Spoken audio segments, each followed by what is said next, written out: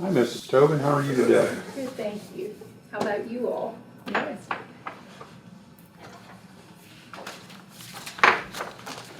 Appreciate you coming in so you could spend a few minutes going over your budget and what you need and Okay. help us to understand what's going on. Okay. There are going to be some changes possibly with some of the new legislation that we will be facing. I don't know if you all had much chance to look at what I presented in December. I provided justification for every line item, or tried to do the best we could with what we knew at that time. Of course, every time the General Assembly meets, we have new laws that we sometimes have to enforce. One of the biggest things is going to be probably the no excuse absentee voting, which means that will open up a whole new field for 45 days of absentee voting for no excuse, which will increase the, I put in there a spreadsheet showing the charts and things of what the numbers could mean. It could mean that 20–30% of people that would turn out on election day will now turn out before election day to vote early. That will be the 45-day period. At first, it started out legislation was going to be maybe 9 days of early voting, or they're calling it no excuse absentee. Now it's almost just past the Senate and the House, and it's gone to I guess budget or wherever it goes after that.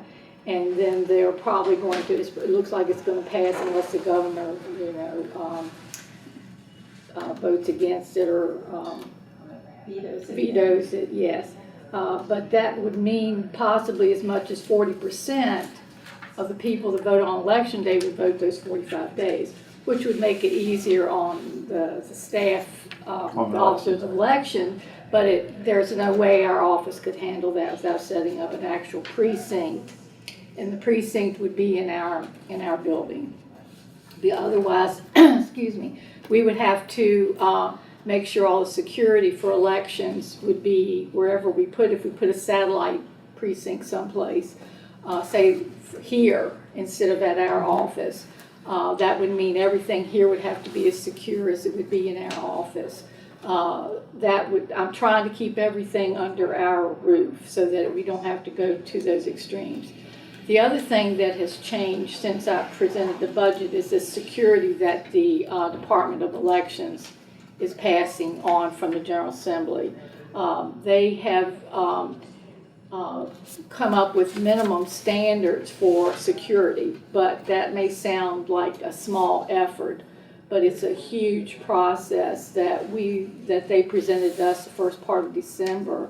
And we have to show certain things by March the 1st that we're able to do or that we're working on doing. And we really don't even know what the cost of that's going to mean to us. The problem is for us, not just my department, is that we really don't have an IT department in the county. We have a person that is that we share with 400 some employees. No, Richard? 260. Well, whatever, but our department alone could use an IT person with all this that's coming down, simply because more and more security is looking at with elections. Of course, that's where government begins, with elections. And we have to make sure everything is secure, and they're putting more and more guidelines out there for everything we do. Nothing that we use as far as equipment or poll books or electronic poll books are hooked to any, they're not hooked to the internet, they're not networked to some sort that anyone else could get to.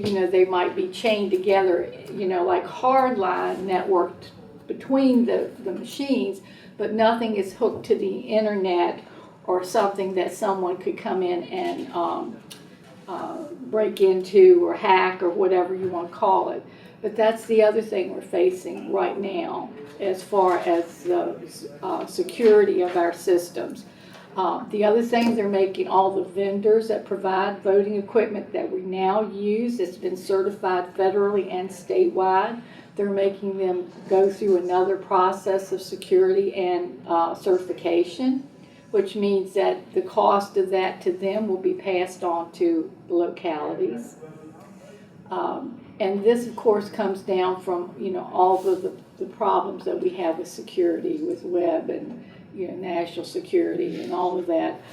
We were required to do certain things with certain Homeland Security and all the different security agencies. We have to, join into that and they watch some of that activity online and stuff for us and make us aware of any activity that we have to be aware of and deal with. So those are the things. That may mean that we have to upgrade some equipment, and the cost of that will be passed on to us. Not the equipment itself, but the software. And because we'll have this 45 days, we may have to set up a satellite office or a satellite room, so to speak. We would probably have to have more equipment because you can't use the same equipment because it's already locked down. Or you can't use it then on election day because you already locked it down for that. So those are the primary things that I see that may change other than what I'd already presented. The other thing is that, and I put this in our budget, we need help. We need more help, like in the office. Right now, it's just me and one person. We can't find part-time help. We've been advertising since December because I lost my part-time person. No one wants to work, and we don't even get applications or resumes for part-time people. The ones that we get, they really aren't qualified to work in our area of expertise. That's not saying there aren't qualified people, they're just not applying for the because positions. Because it is a part-time position? Because I believe that's the reason. So, What was Because it's part-time. that? Oh, Is it less than 30? How many hours is it a week Well, that you were looking? Is it 30 or 29? Well, for full-time, right, for part-time it's 29, but what I'd asked for originally in the budget was 2 part-time people. Okay. Because we need the extra, 2 people just can't do the You volume can't go to of work. lunch and you can't. I don't. Right. That's not even in the day. Right. But for myself, I'm used to it. I don't mind it so much. But I can't expect other employees to do what I do. I can't expect the demand on them of what I'm willing to do. The other thing is we're getting into the budget year of redistricting. That affects our office because we have, any changes that affects voters would mean that the cost of postage every time we would make a change, you have to notify them. So that's usually when the largest amount of postage is spent on election years, and not just because we may make changes to our districts. You have General Assembly, Congressional, Senate districts, and all of that. So that's why I have an extra amount of money in the postage. So where do you post your openings? They're posted on the website and in the newspaper. We advertise. Had you maybe thought about going to the Board of Fairfax Community College and saying, because maybe some students there who want to go into political science or transfer to... I work through Jody, the Yeah. human resource person here. But, and we put it out there to our officers of election, Right.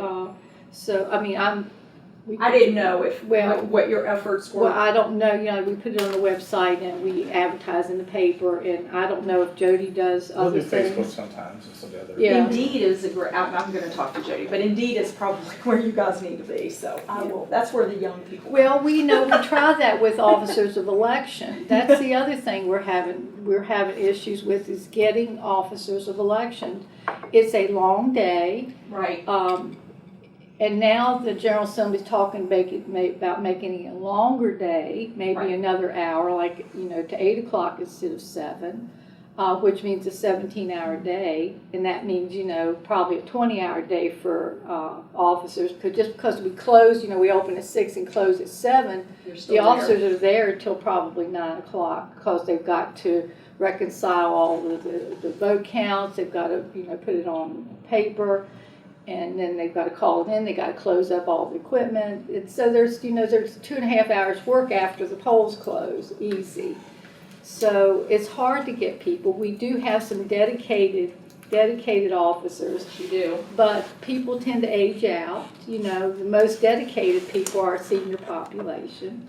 I've had people at the colleges try to get younger people in because it's great to have. They already know technology. Yep. You know, and actually some of our senior population really loves the technology that we have. It makes their job easier. But and that's not the reason they leave us. It's because it's a lot of work. You know, when I first began as registrar, what we sent to the precinct was one large container, a canvas bag, and a voting machine. And now it takes boxes of stuff. It takes canvas bags full of stuff. It takes a cage full of equipment. So times are changing, and they're changing even more for the future. We see a lot of changes coming down. So your biggest need is people. People, Yeah, help, personnel. yeah, in the office, knowing, I want you all to be aware of the changes that we have no choice about that are coming, that we may have to implement, that will have costs attached to it. I tried to do the best we could with what knowledge we had as far as the budget's concerned, but I can't say, well, I'm sorry, I'm not going to do that election because we Right. don't have funds. So Well, I might, but I don't think you do it again next year. Well, Mrs. Tobin, thank you so much. Unless anybody's got any additional questions. No, we've gotten into the voting machines and the paper pay act now, and that system really seems to be the answer. it is. Got a paper trail. Yep. But the vendors still, they're still requiring, the state and the General Assembly is requiring them to do more and more to upgrade the software to make it more secure, to encrypt everything. So that cost is going to come back to us. And I'll try to keep everybody updated as much as possible. Thank you so much. Maybe they get it right one of these. Right. Well, your job is the root of democracy. So It starts with you. It starts with with the you. team of people. Okay. With the team of people. Yeah. Well, thank you all for your Thank time. you. Thank If you you. have If any we could questions, find you a certainly know where to full-time find me. IT Yep. person who would do all your stuff, that would be great. wouldn't Well, it? would need to be. get it. We need to get Would be. I think a government IT Yeah. group. It's yeah. We'll talk about that later. Uh, Thank you. Doug? Yes, sir. A couple of people are out. Do you want to take like a 5 minute break? Yeah, that works, yes, sir. All right. Makes sense. Restroom, coffee break, Yep. drink break. Thank you. We're gonna take a couple minute break. So that's all the non-departmental. I've actually, take one, Bob, and pass it around. Give me one more. Not 91. Do you want to go ahead and bring other people in and pick us up later since we're... I can be done at, well, we're not too far behind. You see this? Okay, so. that's- How much time do you need? Okay. I think 5 minutes, and we can always come back to it. This is capital outlay, so this is, and I color coded this copy, and the color coding's on the third page there. Everything in yellow is dollars that are paying debt service numbers. If you notice the EDA, I don't have anything filled in there because we're waiting to see what we're going to hear from the EDA tonight, and ultimately it's what they haven't gotten rid of. Are they able to finance the police? Does town take the police station? And all that's going to dictate what that number is. So things in yellow are monies that are going towards paying debt service. Things in red are kind of annual payment stuff, like the juvenile detention facility. That one we haven't gotten their final budget, so I'm estimating based on last year's. The RSW Regional Jail, I've cut it a little bit, maybe it could cut a little bit more, but we've estimated the number there. The next page is the Dominion water payments. These are kind of contractually you're tied into paying. Things in orange are what I call sinking fund type things, where we put some money aside for a number of years to pay for X, Y, or Z, and it's there when you get to the point where you need to do the replacement. For instance, whether it's Bing Crosby Stadium or North Warren Volunteer Fire Department, or that we budget $10,000 a year for North Warren, and we'll have money there, we're gonna replace the roof. So actually, that's gonna be covered by proper monies, but every year we have to do things like ceiling tile replacement or repainting, or it's our building, we're responsible for maintenance, we take care of those things. Maybe, Bob, you did parking lot striping here a couple of years ago that took care of it. And you called that your what? I call it, it's like almost like a sinking fund that Sinking? if you put the money, we may spend $2,000 or $3,000 of that, the rest of it will go on special projects, and there's $7,000. You do that for a few years, and we've got the $20,000 or $30,000 you need to cover any of the bigger maintenance items. It's like a roof. Everything has a life. Roof, yeah. Life expect the HVAC system. HVAC system, That's that building's 15 years old. How much longer is the HVAC system going to last? The stadium, we run into some of the same issue. We've had some cracking on the exterior wall. We've had to do some repairs, things like that. Court security, that money has to go to courthouse security. We actually just spent over $100,000 buying new security cameras. Well, those were paid for because we've been putting $25,000 away for the last 7 or 8 years to cover that cost. Samuel's Public Library, we paid off the lease on the old library, and that's now in our possession, but we're going to have to replace carpet in that building. They've talked about some other needs, but the carpet and flooring are the biggest items that are coming up here in the next couple of years. Was that sidewalk gonna get replaced, or We did that last year. we did that? Okay. Yeah, we did. That came out of some of this money too. You're nearing 10 years, so you're gonna start to be looking at HVAC, things like that. Life expectancy. The things in green are, say, yearly project contribution. Again, somewhat similar to the orange, where we put $10,000 a year for central telephone system. We're going to spend $100,000 this year, but guess what? We got all that money sitting aside. We've been putting $10,000 a year away for the last 10 plus years to cover that. Same with central computer and internet, it's computer software stuff. New convenience sites, and it's a little hard to read down below Eastern Park down there. It's $100,000. We've been putting money aside. It's going to cost between $750,000 and $1 million to build the Shenandoah Farms compactor site. We have $750,000 right now sitting aside to do that. So we're real close to being there, completely able to fund that project. I've already been asked when is that going to even, when are they going to even start anything on that? Well, we're going through some last minute environmental design issues with DEQ, trying to get some things figured out. Okay. So hopefully in the next couple of years, Mr. Kenny. In a couple of years? Yeah, hopefully. Is all the property been secured now? Yeah, that's what we're gonna use. Okay. The things pretty much in white, the one on the front, the building improvement fund, $150,000, that's kind of like lease money that we get from our rents, like the Sherman-Williams. Sherman-Williams is a great story. We bought this complex for about $1.3 million in 1998, renovated to become the government center. Along with that came Sherman-Williams. Well, since 1998, Sherman-Williams has paid about $1.2 million in rent to us. So the entire property has been bought from the rent of that one building on the property. But that money comes in, that helps us pay for any emergency building repairs. If we don't spend it, that money goes over in special projects.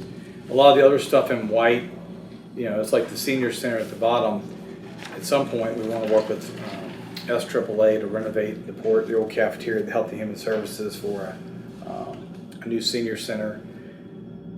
If we have to cut that out, we can cut that out. It's not committed. So those things in white have more flexibility to them. But I realize in all of Bob's revenue sharing projects there, those are the ones that we set up a separate line item for each one. Just to track the cost. To track the exact cost, and once the project's reimbursed, then in essence it goes away. But those are ones that, Bob, you've done over the last 10 years probably.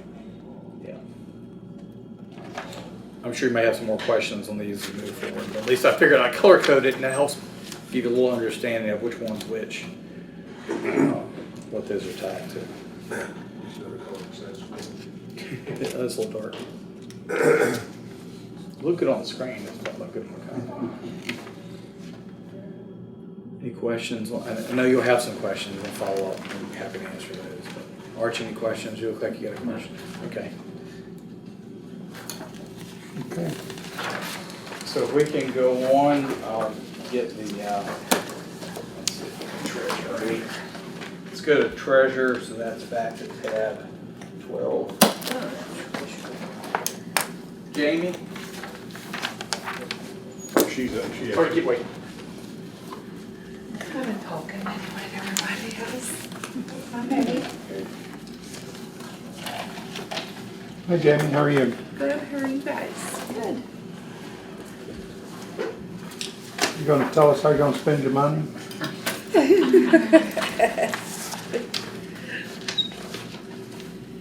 I just kept everything the same as we have at the current budget. We don't need anything at the moment. And everything's going well. This job easy. Well, I mean, The one thing that's going to impact you, and we'll add it in, but the healthcare is going to be an increase. okay. We're estimating 10%. We'll plug that in on our side, but you know, I just wanted, before we did that, just want to let you know that it's going to be what it's going to be, but Right. it's about 7%. But I mean, like the office expenditures besides pay and healthcare and retirement and all that, I'm not asking for anything more. We're using what we have and, The biggest costs for Jamie are the outsourced printing and postage, that's sending the tax bills. That's $79,000, but it works a lot smoother than when back in the days when y'all had to print everything and do it in-house and stuff the envelopes and sort it and oh, it took weeks to get the bills together, weeks. It's not cost effective to do it in-house at all, is it? I think when Wanda and Sherry looked at it, I think it's pretty close. I would have to look at the numbers when they first started doing it. But with the cost of the paper and the ink itself, it was about. You got equipment maintenance too that comes into play, doesn't it? It's equipment that you use to print and. Yes, we have a large printer that would do that in the past. And of course, then the postage, where now all that's basically included with the outsource, is the postage of it and the bills. Are you okay with people? I actually have 6 interviews tomorrow for a vacant spot. Okay. And once we have that filled, we should be good. It's been a little tight the last 6 months with me moving in and the other girls trying to cover. But So you think you'll be all right with people? yes, sir. the good news is with vacancy savings, hopefully that'll help the current budget a little bit, like even with wiggle room. Yeah.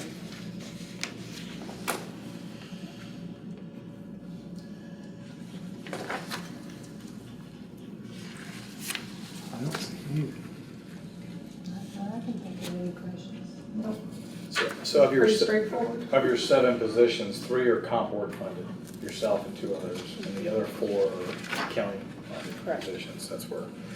And always, you can see that when you look at the personnel expense form, you'll see the breakdown. If there's other, that means there's state revenue coming in for that, so.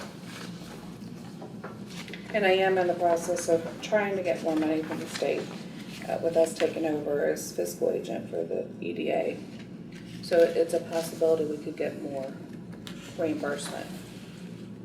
One of the other things we do with the sanitary districts, we charge 5% collection fee. Some of that comes back to help offset the impact of both the treasurer and commission revenue, because it puts additional burden and work on y'all's plate to have to deal with taxpayers specifically about those taxes that are owed. Yep. And I'm also going to Frederick County on Thursday for the whole day to learn how to do my own warrant index, since we don't have a county attorney. There is a thing of treasurer warrant index, and how to do distress warrants. So I'm really heavy on wanting to get the collection and get the money in. So the distress warrants, that's where we actually go pick up the vehicles. if they have money. I know at one point in time, one was looking at booting the vehicles, you were actually looking at picking up, taking them. The sheriff's office, I did talk to the sheriff's office, that's not something they have right now is a boot. Okay. See, there's something I knew the sheriff left out.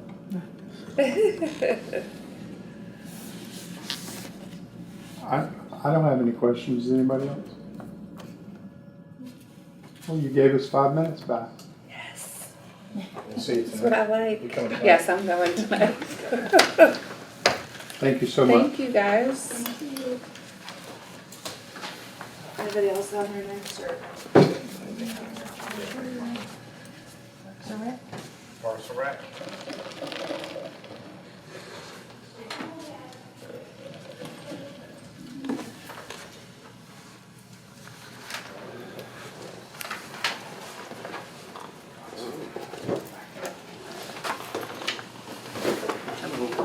Hey, how are you today? Yourself? Not bad. Appreciate you coming in. Thank you very much.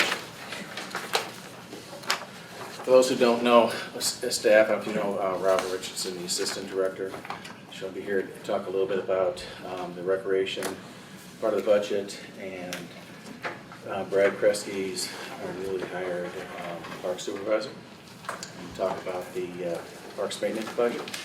So I'll just start off really quickly with just a couple of the highlights under the administration.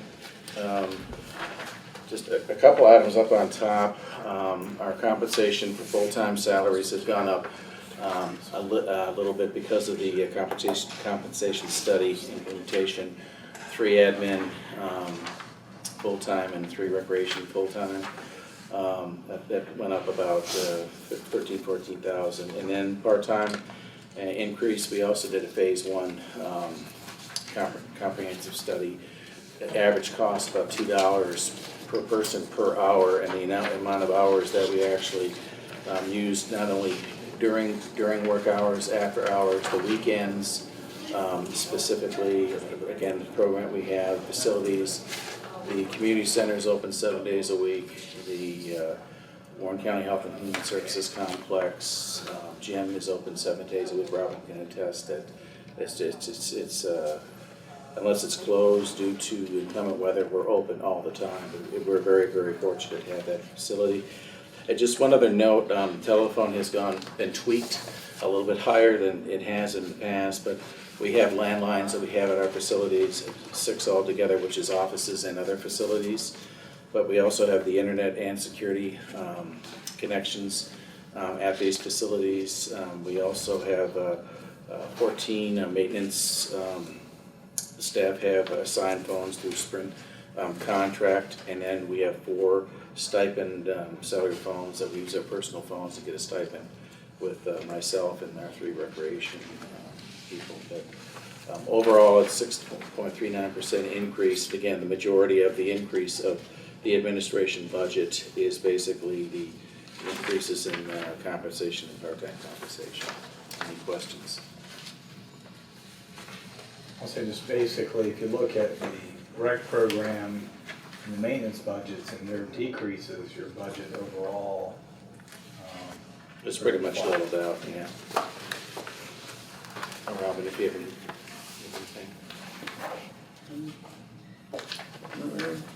Any questions for Do you me? have any questions on the recreation? It had, as Doug was saying, it has decreased.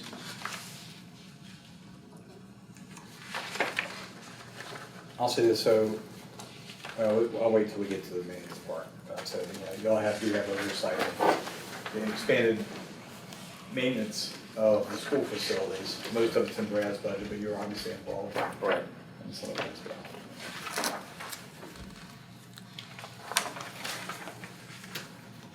What does the golf course fit into this? That's a separate, completely separate Separate, budget. Yeah, okay. that's the last. I was going to hold off on that until after Brad finishes.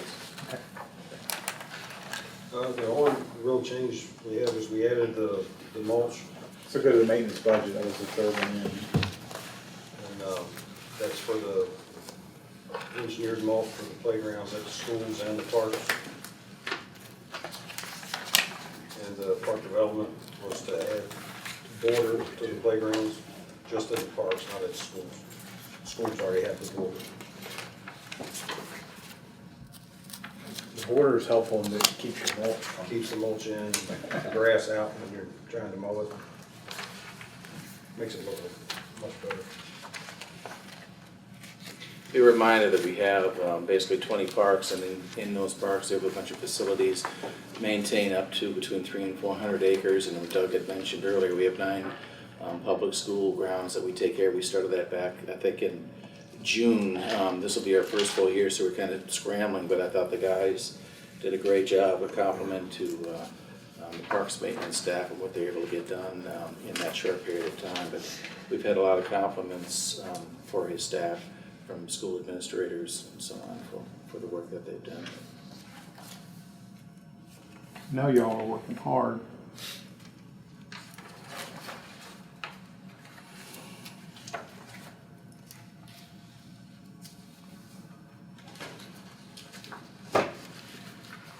Now, are you trying to get everybody in the same type of outfit, so you all look the same pants, same shirt, emblems, all of that good stuff? For maintenance, yes, sir, For that's the maintenance correct. side, I realize y'all are gonna look a little different, but. Right, but for maintenance, yeah, there's I think we have is it a $50 stipend for jeans? And then we buy them work boots, everything safety equipment we have, and put what you need to do that. They're very, very. Well, part of his uniform budget is also for my part-time summer care kids and the pool staff, because we do outfit them all the same, so when a parent rolls up on site, they'll see who the leaders are, Right. or lifeguard uniforms. Your capital outlay request, that's yearly payments, that's not new equipment or anything. That's correct, you know, I think one of the bigger ones, was it Doug, 5 or 6 years for the lights over at the complex, and we have payments for a couple of trucks, 3 trucks, that's correct. How many total acres are y'all keeping loaded and maintained? And then the schools, we had that figure at one time, It's 400. yeah. Especially if you're covering EDA stuff now, Right. this last year too. How many? You said And there's other county facilities that we 400. actually mow too, 400 acres. yeah, over 400 acres. a lot of grass. And they do it twice a week. You do get some help from RSWJL. I thought We 10 do acres. some stuff. Of course, they do 522 there. Making hay.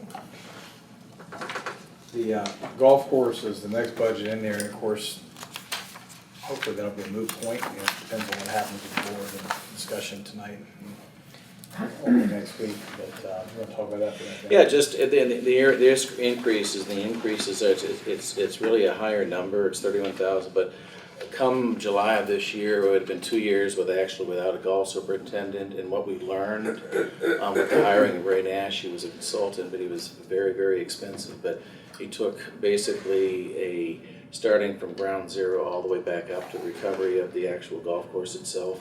He knew his business, and I think it's one of the better, if not the best, excuse me, nice looking facilities, but with that being said, we haven't had one. We're asking, I think it was approved in our the compensation study, if you do not to go along with the golf management group, a full-time salary, like I said, we haven't had in 2 years.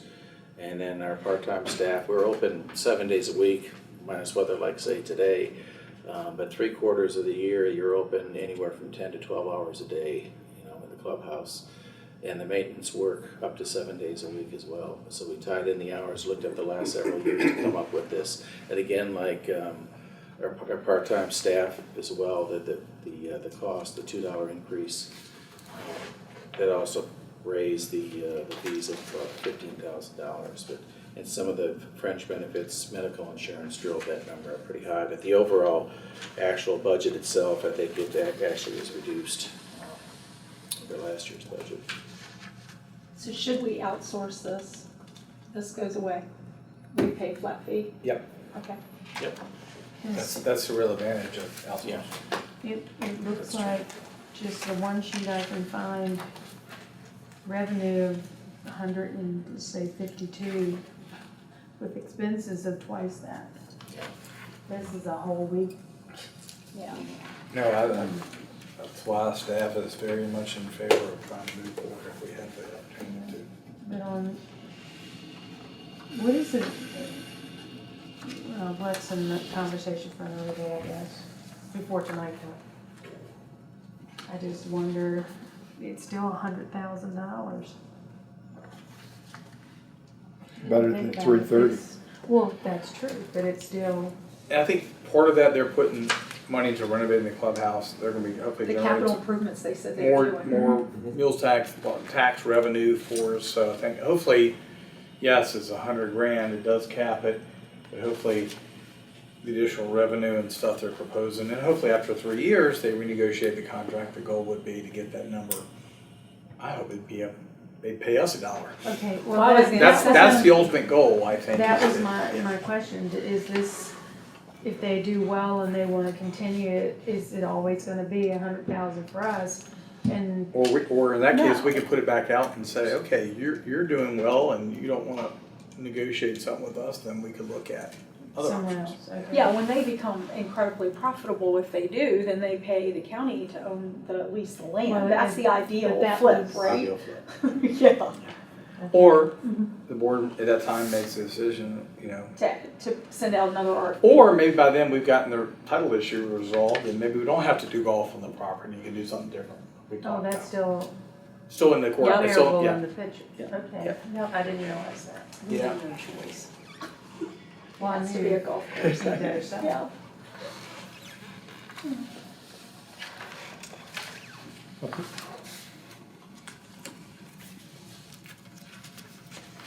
The community center's really busy, active.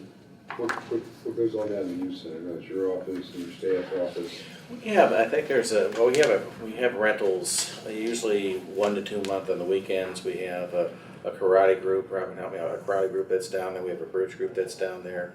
Occasionally there's a square dance group that's down there. We have special events every now and then. We have down there rentals, usually for birthday parties or other types of meetings. It's used by some of the other county groups that can't use either this building or the community center. They come down to the youth center.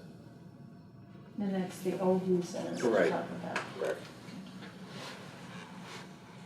A few years back, we were working with Congressman Wolf's office to get the grant money. At first, we wanted to expand the youth center. Well, we talked to the town because it's in the floodplain with a creek behind it, couldn't expand it. So that's when we worked out a deal with the library to take possession of that building when they built a new library and used about $750,000 in federal grant money to renovate that building. And that, I forgot how many organizations you got using that facility. But most of them. Well, yeah, we run 72 to 140 reservations through there a month.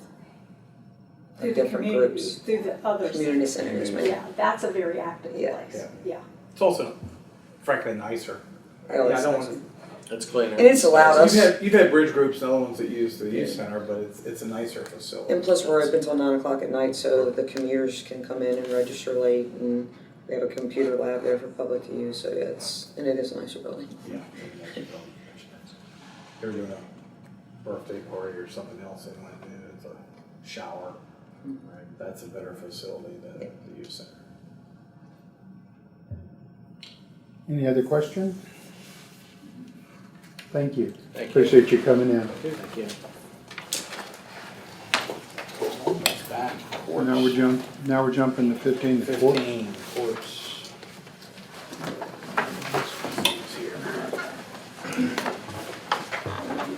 Well, I'm beginning.